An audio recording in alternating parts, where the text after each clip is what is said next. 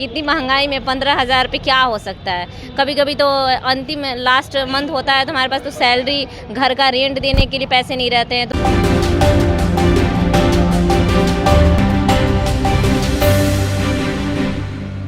नमस्कार, आप देख रहे हैं रब्जी लाइव और आपके साथ मैं हूं निधि सिंह।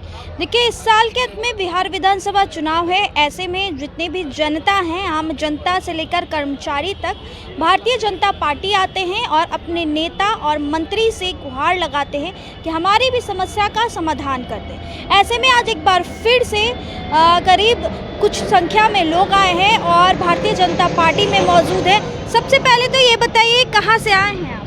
मैं जहानाबाद से। जहानाबाद से आए जी।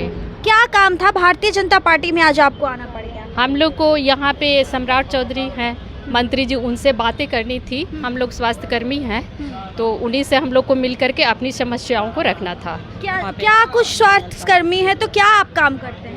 हम वहाँ पे हम लोग अभी आज जो आए हुए हैं काउंसिलर हैं, ठीक है। अभी हम लोग 50 के संख्या में आए हैं, विभिन्न जगहों से हम लोग आए हुए हैं, ठीक है। कितने से 50 की संख्या में? हाँ। कितने साल? 100 लोग आए। मतलब कितने दिन से आप लोग काम कर रही हैं? हम लोग 25 सालों से कर रहे हैं। हम लोग NRHM के तहत काम कर रहे हैं, फिर भी हम लोग को अभी कॉन्ट्रैक्ट के तहत रखा गया है, ठीक है। हम लोग एक उम्मीद से बैठे हुए इस डिपार्टमेंट में कि अब परमानेंट होगा, अब होगा ऐसे करके, और निकलता भी है बीच बीच में कि आप लोग को कैडर बना दिया जाएगा, ऐसे किया जाएगा, और कुछ भी नहीं हो रहा है। और कैडर का गठन भी सुने थे कि हो जाएगा, और ये, लेकिन अभी तक हम लोग को लिखित में कुछ भी नहीं मिला है। स्वास्थ्य मंत्री जी से मुलाकात हुई है आपकी? अभी तो नहीं हुई है। नहीं हुई है। हाँ हुई है। क्या कुछ आश्वासन दिए? आश्वासन मिला है। हाँ, क्या? आश्वासन मिला है कि आप लोग का जो आप लोग का समस्या है उसका समाधान किया जाएगा और कैडर को जल्द से जल्द लागू किया जाएगा। आप एक महिला हैं, परिवार में कितनी प्रेशर होती होगी आप लोगों को? बहुत ज़्यादा प्रेशर है। यहाँ इतना कम तनख्वाह मानदेय हम लोग को रखा गया है कि उसमें फैमिली को चलाना मुश्किल है। और तनख्वाह 15,000 है। क्या कुछ मतलब आश्वासन दिया गया है मैडम आप लोग? जी, सिर्फ आश्वासन ही मिल रहा है। हमें हमेशा आश्वासन पे ही हमें जिंदा रखा गया है।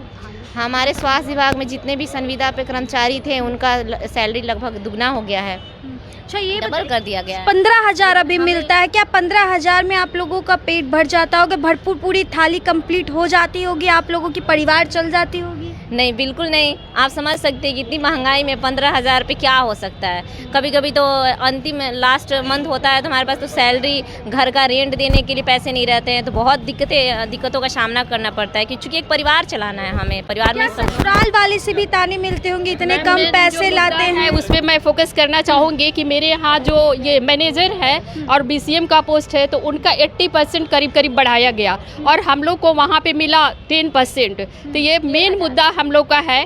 वो उनका करीब 7,000 8,000 जहाँ बढ़ोतरी हुई, 10,000 हुई, और हम लोग को 1,500 मात्र दिया गया। ये भी है। वहाँ भी हम क्या उनके लिए महंगाई है BCM और BHM के लिए कि उनका 10,000 बढ़ता है और हमें 1,500 बढ़ता है। तो ये वेतन विसंगति क्यों की गई है हमारे साथ? हम ये पूछने के लिए स्वास्थ्य मंत्री से आज आए हुए थे। क्या कुछ आश्वासन मिला है आप लोग को, ये बताइए। आश्वासन मिला है कि हाँ, जो भी 10% आप लोग का जो बढ़ा है वो भी हमारा ही देन है। स्वास्थ्य मंत्री जी ऐसा बोले हैं।